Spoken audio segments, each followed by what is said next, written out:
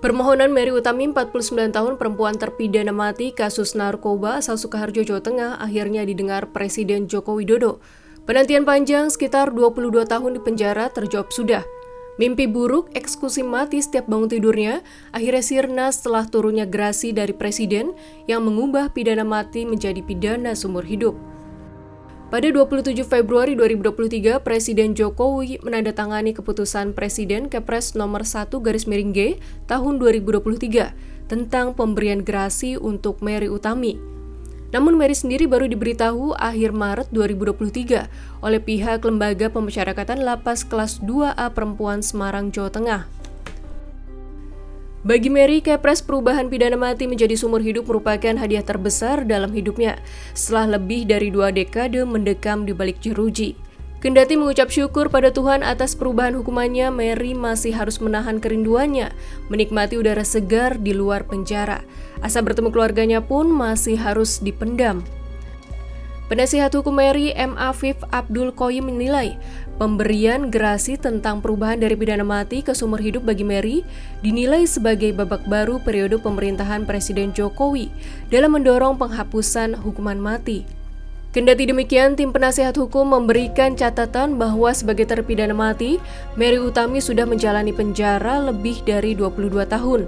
Namun setelah penahanan fisik yang begitu panjang tersebut, hukumannya hanya dialihkan menjadi seumur hidup. Oleh karena itu, mereka mempertanyakan tujuan pemasyarakatan yang hendak dicapai pemerintah. Hal yang masih disesalkan, gerasi ini terkesan setengah hati. Padahal bisa saja Presiden mengeluarkan Mary Utami dari penjara melalui gerasinya. Menurut Afif, Kepres tersebut tidak mempertimbangkan durasi pemenjaraan Mary yang melebihi 22 tahun dan pernah menjalani rangkaian persiapan pelaksanaan eksekusi mati di tahun 2016. Meski eksekusi mati tersebut ditunda hingga batas waktu yang tidak ditentukan, Mary telah menghadapi beban psikologis dan mental yang bertubi-tubi. Selain itu, Kepres tersebut dikeluarkan melebihi jangka waktu yang diatur dalam pasal 11 ayat 3 UU Gerasi, yakni Presiden memberikan atau menolak gerasi paling lama 3 bulan sejak diterimanya pertimbangan Mahkamah Agung. Sementara Kepres ini dikeluarkan hampir 6 tahun lebih dari pertimbangan MA. Durasi putusan gerasi yang lewat dari ketentuan mendorong terjadinya fenomena detropenomenon atau dampak psikologi buruk karena dibayang-bayangi eksekusi mati. Melihat jejak kasus ini, Mary Utami adalah mantan pekerja migran di Hong Kong. Perempuan kelahiran Sukoharjo, Jawa Tengah ini tersangkut kasus narkotika pada Oktober 2001. Kisah kelam itu bermula saat Mary yang kala itu sudah berpisah dari suaminya bertemu dengan seorang warga Kanada yang mengaku bernama Jerry. Mereka bersua di gerai McDonald's Sarinah, Jakarta Pusat. Setelah berkenalan, Mary dan Jerry sempat berpacaran selama 3 bulan. Pada 16 Oktober 2001, Jerry mengajak Mary berlibur ke Nepal. 4 hari berselang, pada 20 Oktober 2001, Jerry kembali ke Jakarta dengan alasan mengurus bisnis. Adapun Mary diminta tetap di Nepal karena akan ada tas yang diberikan teman Jerry kepada Mary. Tak lama berselang, atas perintah Jerry, Mary menemui 2 orang bernama Muhammad dan Badru di sebuah tempat hiburan di Nepal. Keduanya memberikan tas yang dijanjikan Jerry kepada Mary. Tak lupa Jerry menyisipkan janji akan menikahi Mary setibanya di Jakarta.